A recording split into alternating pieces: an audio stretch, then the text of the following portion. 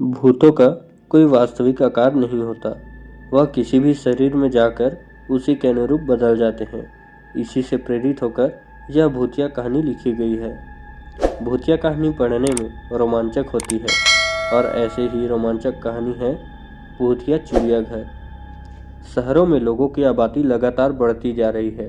इसके लिए रिहायशी इलाके भी बढ़ते जा रहे हैं और रिहायशी कॉलोनियों को बनाने के लिए जंगल कट रहे हैं। लेकिन जंगल में रहने वाले जीव जंतु रिहायशी विकास से सबसे ज़्यादा प्रभावित हो रहे हैं। ऐसे ही सरकारी आदेश के अनुसार एक जंगल काटा जा रहा था।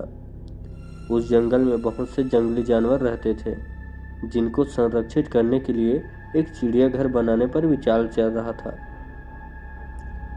ठीक तभी प्रशासनिक निर्णय से एक बहुत पुराने खंडहर को चिड़ियाघर में बदल दिया जाता है और कटे हुए जंगलों से जितने भी जानवर पकड़े गए थे उन्हें इसी चिड़ियाघर में लाकर रख दिया जाता है।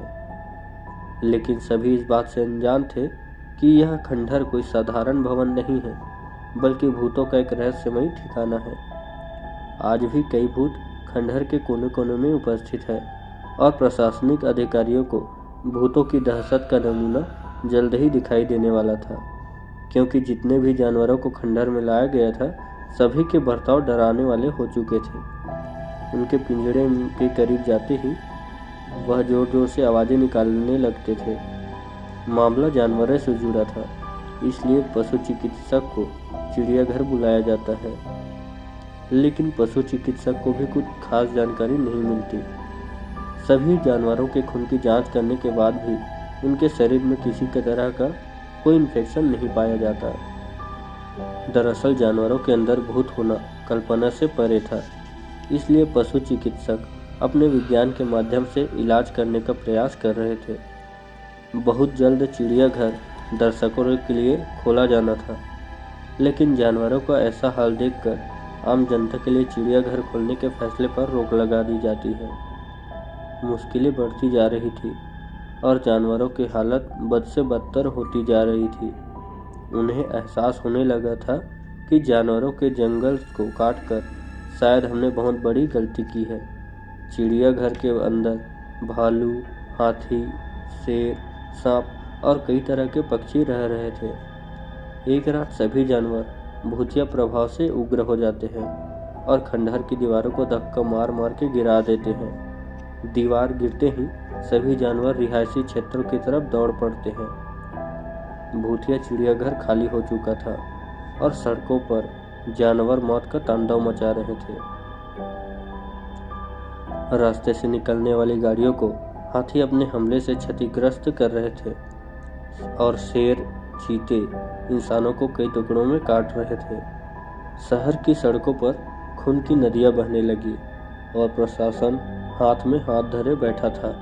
किसी को कुछ समझ में नहीं आ रहा था कि इतने सारे जानवरों को कैसे काबू में किया जाए। सारे शहर में कर्फ्यू लगा दिया गया था। सभी को लग रहा था कि जंगली जानवर अचानक जंगलों के कटने से पागल हो चुके हैं, इसलिए नरसंहार कर रहे थे। किसी भी कानून में इंसानों की जान को प्राथमिकता दी जाती है, इसलिए जंगली जानवरों को मारने के आदेश जारी कर दिए जाते हैं और आदमखोर जानवरों को हेलीकॉप्टर की मदद से ट्रैक किया जाने लगता है। शहर के चारों तरफ मौत मंडरा रही थी। जानवर अब कॉलोनियों में घुसकर लोगों के घर तोड़ने लगे। जानवरों की दहशत से कोई पहाड़ में भाग रहा था तो कोई पेड़ में चढ़ रहा था। सब कहीं न कहीं अपनी जान बचाने में लगे हुए थे। सारे शहर में आर्मी तैनात कर दी जाती है और आर्मी टैंक रोड पर जानवरों को ढूंढ ढूंढ कर मार रहे होते हैं। लेकिन जानवरों के अंदर भूत सवार थे, इसलिए वह बेखौफ होकर आर्मी के टैंकों की धज्जियां उड़ा देते हैं। हाथी अपनी जोरदार टक्कर से कई टैंकों को धराशायी कर देते हैं। जानवर किसी के कंट्रोल में नहीं आ रहे थे। तभी अचानक ऊपर से उड़ रहे हेलीकॉप्टर पर एक विशालकाय बाज झपट्टा मार देता है, जिससे हेलीकॉप्टर का संतुलन बिगड़ जाता है और हेलीकॉप्टर घने जंगलों में जा गिरता है, जिससे जंगल में एक जोरदार धमाका होता है और हेलीकॉप्टर के अंदर उपस्थित सभी लोगों की जान चली जाती है। भूतिया जानवरों ने आतंक मचा दिया था। लेकिन इसके लिए जिम्मेदार हम लोग थे, जिन्होंने उनके जंगलों को अपने फायदे के लिए कटने दिया और जंगली जानवर को मजबूरी में उस भूतिया चिड़ियाघर में आकर रहना पड़ा।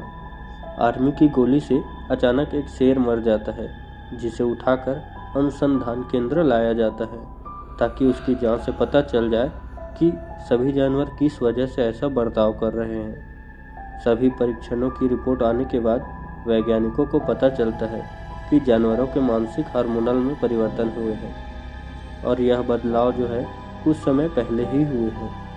लेकिन ऐसा क्यों हुआ और जानवर ऐसा किस वजह से कर रहे थे, इसका पता खंडहर के अंदर ही चल सकता था।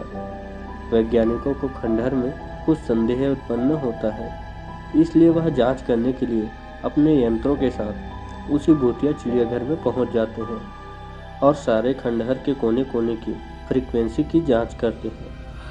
तब उन्हें अपने डिवाइस पर आत्माओं के होने का संकेत दिखाई देते हैं।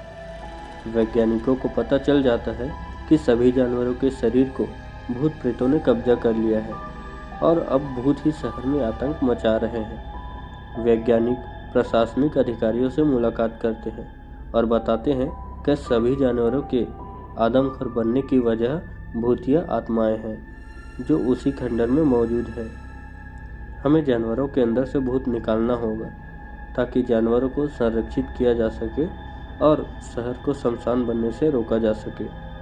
जानवरों को पकड़ने के लिए स्पेशल कमांडो की एक टीम बनाई जाती है, जिन्हें कुछ खास हथियार दिए जाते हैं। कमांडो एक एक करके सभी जानवरों को बुलेट गन इंजेक्शन की मदद से काबू में कर लेते हैं, लेकिन मजबूरी में कुछ जानवरों को जान से मारना पड़ता है। जानवरों को रिसर्च सेंटर लाया जाता है और उनके मानसिक बर्ताव को ठीक करने के लिए उनका न्यूरो हार्मोन ट्रांसप्लांट किया जाता है।